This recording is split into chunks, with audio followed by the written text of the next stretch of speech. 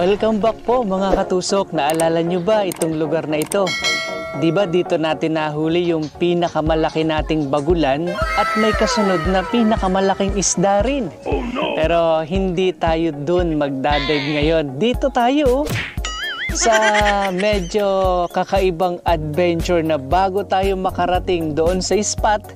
Dito pa lang sa tabi, oh, no. Gumagapang na tayo, wala pang tubig. Ayan oh. Kasi may bakod na yung dadaanan natin, pero oh, no. Kasama naman natin yung taga dito sa lugar, kaya pwede daw dumaan dyan. Akala ko nga pagtawid natin ng bakod, dagat na, pero mali pala. Malayo pa pala mga katusok. Eto, mas mababa yung vibe wire, kaya kanina yuko lang. Ngayon hindi yuko mga katusok. Oh, no. Talagang gagapang na tayo. Ayan oh. Grabe. Ayan, inalalayan pa tayo ni Katusok para hindi masira yung ating damit kasi sayang naman. Baka sumabit sa wire, patay tayo dyan. Maraming huli nito. Oo. Tumawid na ng bundok, tumawid na ng palayan.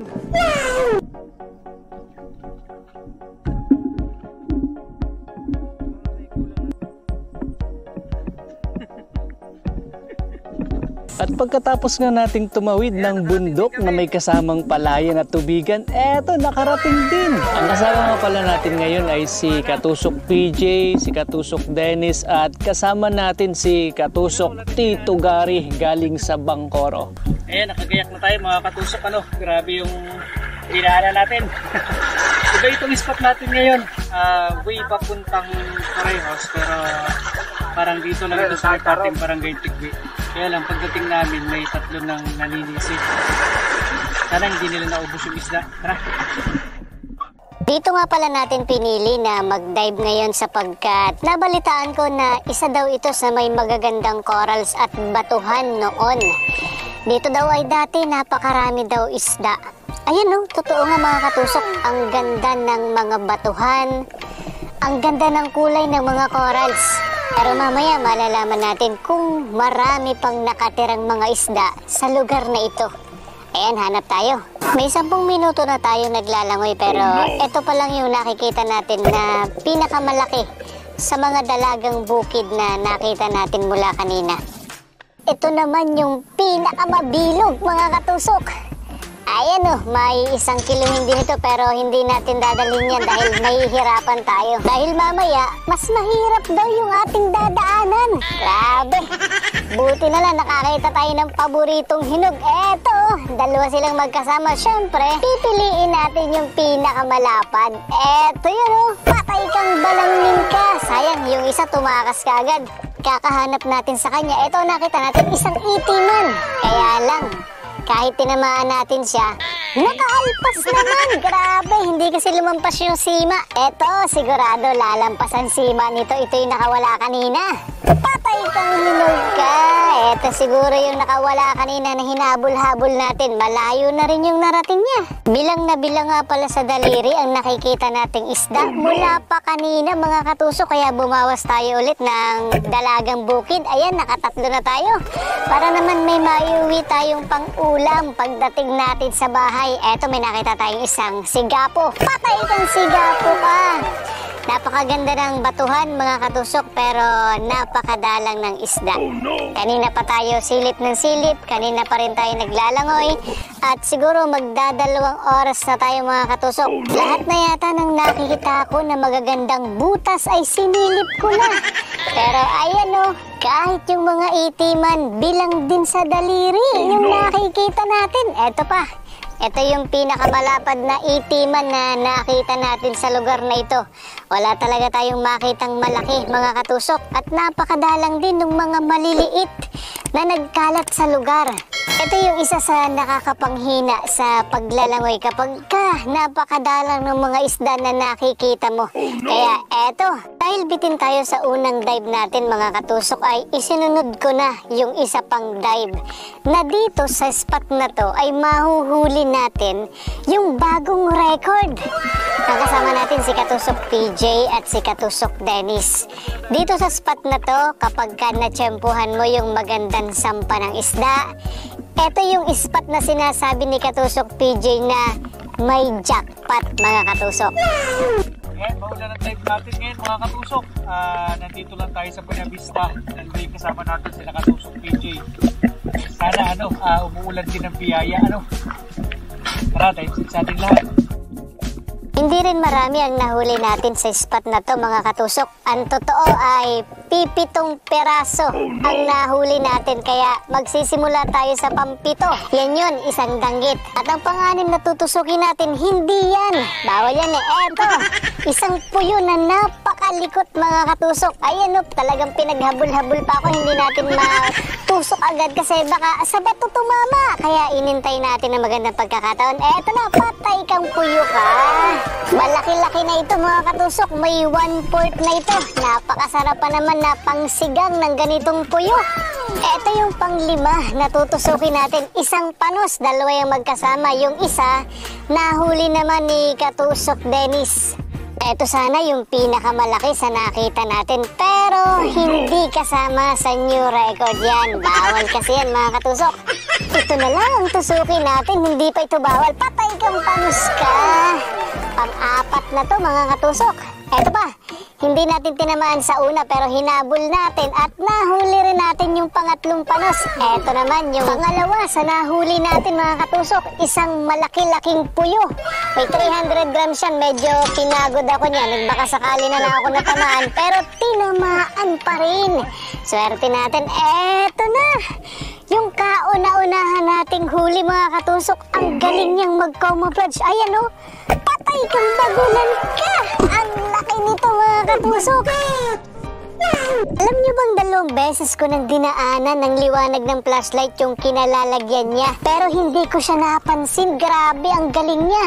Nung pangatlong daan ng flashlight, saka ko lang napansin nung gumalaw yung gilid niya mga katusok. Oh my God!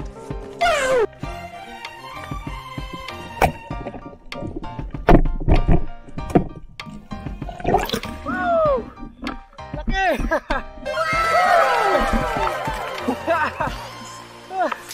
Muntik pa hindi makita. Malas ka. Muntik ko na hindi makita eh. Butit binalikan mo uli ng flashlight. Laki Mas malaki doon sa una ko nahuli. Flashback. Ito yung huling record natin na pinakamalaking bagulan mga katusok. Diyan din natin nahuli sa spot na yan ni Katusok PJ. Yan ay 3.1 kilos.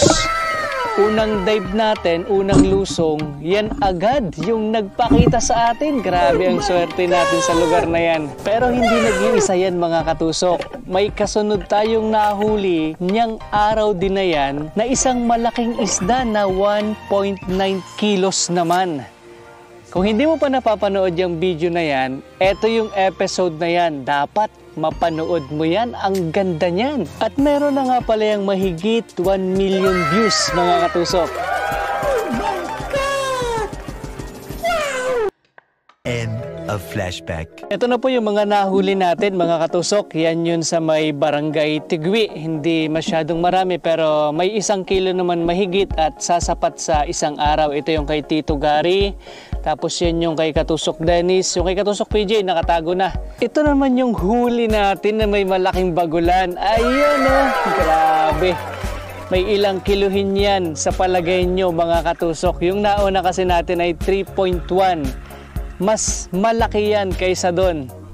At ang totoo, mas mahaba yan dun sa daladala nating buya. Ayan Konti lang isda pero bawing-bawi naman dahil ang laki nung nahuli natin.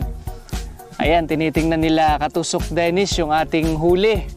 At ini-estimate kung ilang kiluhin. Ipinatong pa nga ni Katusok PJ para makita kung mas mahaba dun sa buya na daladala natin.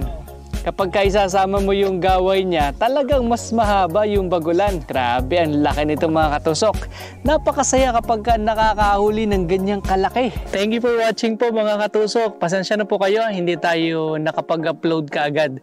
Bagamat tayo ay nakakapag-dive, pero hindi po tayo nakakahuli ng maganda. Mga pang-ulam lang. Pagkatapos, Ang dami po, ang daming nagdadive dito sa lugar namin. Minsan pag lusong natin, merong paahon na 3, tapos may makakasalubong tayo na 4, 5, 6, grabe, napakarami. Parang mas marami na nga yung mantutusok kaysa dun sa isda. Ano? Hindi po tayo trespassing dun sa pinuntahan natin na sumuot tayo ng vibe wire. 4 po kami, kaya 4 passing kami. Hindi po, hindi ra bawal dun talagang binakuran o hinarangan lang yon.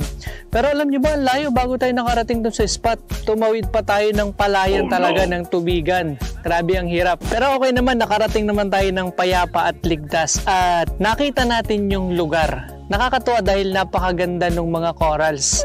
Ang ganda ng mga kulay. Ang hindi lang nakakatuwa ay nagtataka ako dahil walang nakatira na malalaking isda. Talagang pagod na ako pagsilip dun sa mga butas, pero walang malalaking isda at wala ring maliliit. Kasi kung pinamamahayan siya, dapat sana kung walang malalaki, marami kang makikitang nakakalat na maliliit na isda. Katulad nung dinadive natin sa Quezon, di ba? Hindi ganun kaganda ang corals, pero makikita mong ang daming maliliit na isda.